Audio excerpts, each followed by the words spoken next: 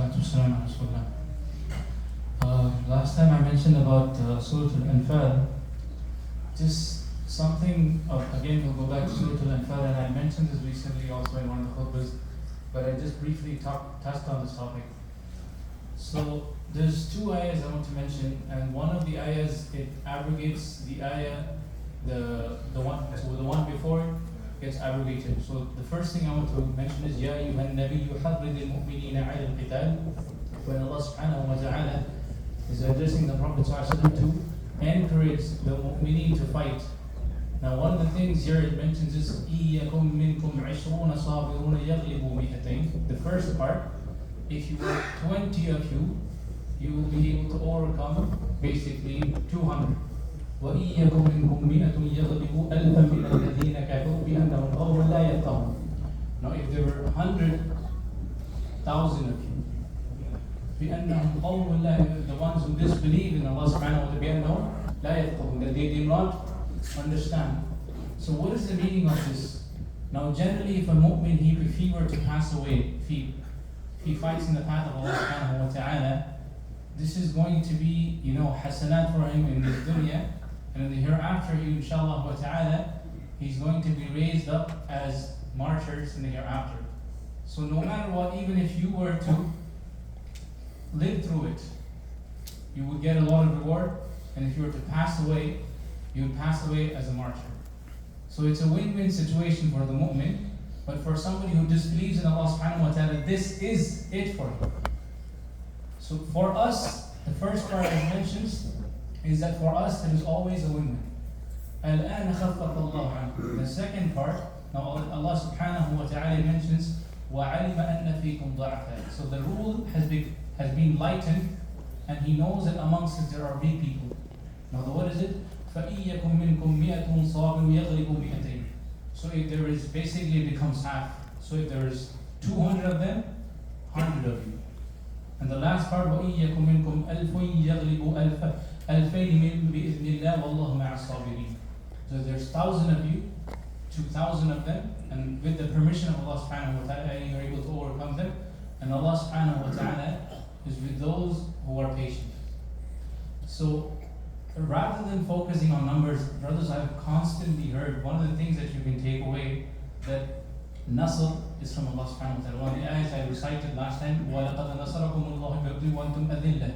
That Allah subhanahu wa ta'ala gave you victory in the battle of Badr, and previously the Muslims, they were humiliated. Allah subhanahu wa ta'ala still gave them victory even with the lesser numbers.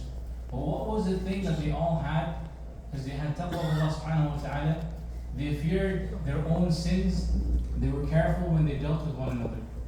Today, I've heard this many times over the years, that Muslims, we need representation. I'm sure many of you here have heard it many times also. But there's a very important question you have to ask. Every person who is going to represent us, should he be the best amongst us? Or should his name just be Muhammad, Ahmed, but openly he is a fasiq? Some of the Muslims who represent or claim to represent us, we openly utter words of disbelief. On stage, when they're on camera, they will say, I believe, I've heard this myself, the ones who so quote unquote represent us, I believe in a female God, or I support so and so cause. That is outright disbelief in Islam, brothers.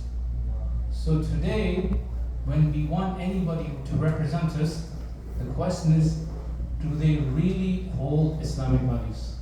This has to be a key question, because as the Prophet ﷺ mentions, كُلُّكُمْ رَاعٍ, every single one of you, you are a shepherd, كَمَا قَالَ, and all of us, we are responsible for our flock, عَلَى رَعِيَّتِهِ. So that if we decide to take any position, this goes to an Imam, this goes to the Amir of the Masjid, this goes to the Shura, every single person, the father of the family, with all of these people, in some way or form, are holding leadership positions. The one who is going to claim that he's truly representing Muslims, if he's not to that standard, then brothers, we shouldn't even put him on that limelight. If he wants to do it by himself, represent himself, please go ahead. But for us, we have certain values we as Muslims have to uphold, either in the masajids or in public places, brothers. There are plenty of you who I myself have come across. He's a director of a company, big positions.